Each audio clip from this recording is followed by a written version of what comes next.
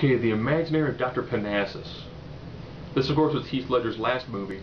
So last, he didn't even get a chance to finish it. So I'll address that first before I try to explain the process of this movie.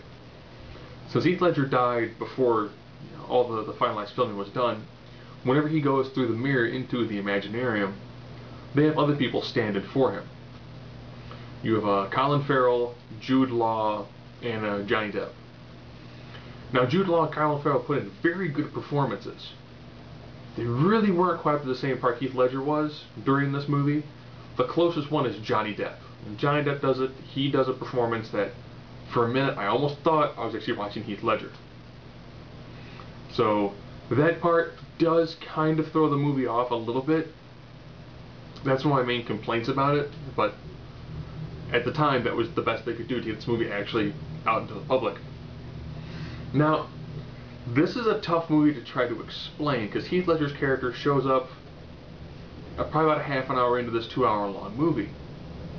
And he plays a character who, when they find him, he's hanging underneath a bridge. So they resuscitate him. And then he begins to join up with essentially the traveling sideshow that is the Imaginarium of Dr. Parnassus. Now, this seems like it should be set in like a much older time,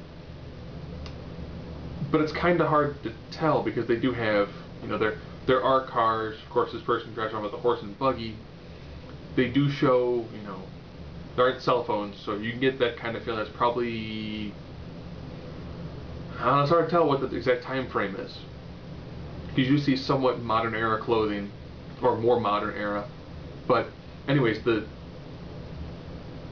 premise of this movie is Parnassus goes into some sort of a trance, and what happens is you'll go through what looks kind of like a plastic mirror, and you go into the Imaginarium, which essentially is a place entirely created up by your imagination. And as you're going through this, you eventually come to a point where you get to choose one of two directions.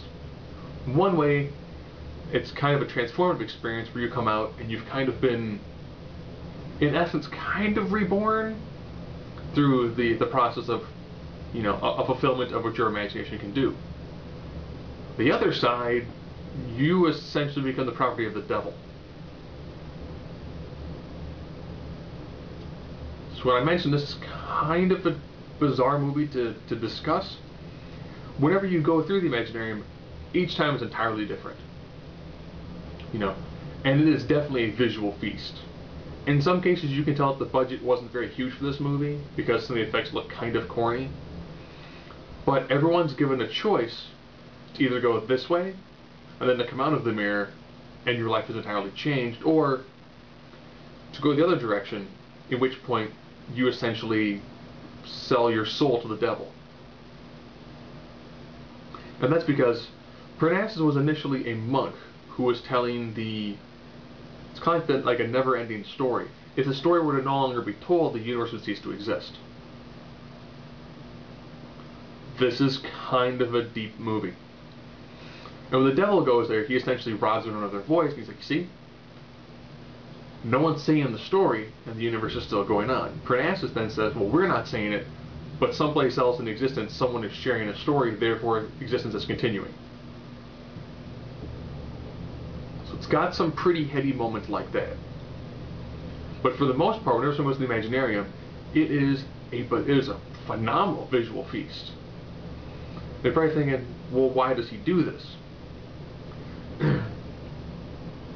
The main story, or one of the subplots of the main story, because there's a lot going on in this movie, is Parnassus' daughter is going to become 16.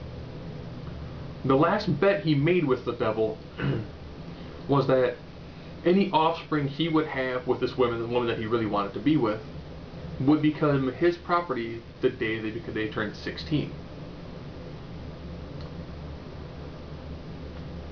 As she's like 2 days away from turning 16, the devil visits Parnassus and goes, you know what?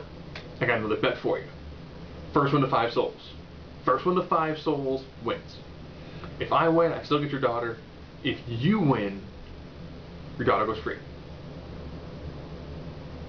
No one else really knows about this, which is where it's kind of bizarre. He tries to tell his daughter a few times, But it'd be kind of hard to tell your daughter, okay, listen, I'm like several thousand years old. I got immortality from the devil because I was able to get 12 disciples before he could. I found a woman that I wanted to be with. I then traded my immortality for mortality so I could woo this woman and get her to become mine. When she died giving birth to you, because she was in her 60s and I'm at this time several thousand years old, I made a bargain again with the devil to have enhanced powers again and to have my immortality returned in exchange for, once you hit 16, you become his property. This is a bizarre, weird movie. It's worth seeing because the performance Heath Ledger gives is super off the wall, and it's done very well. But this is a really bizarre, captivating movie. This kind of falls in the scenario of movies kind of like Inception and Recycle, where it's hard to describe the movie, and even my description probably doesn't do any justice, and you probably go, I still have no idea what the movie's about. And even telling you, well, it's a story about a guy who happens to find Heath Ledger, who then lets Heath Ledger essentially help him try to win a bet with the devil to get 5 souls in exchange for the soul of his daughter. It's out there, but it's very imaginative. You know, Heath Ledger does a phenomenal performance. That is, of course, his last performance, and it's definitely a movie worth watching.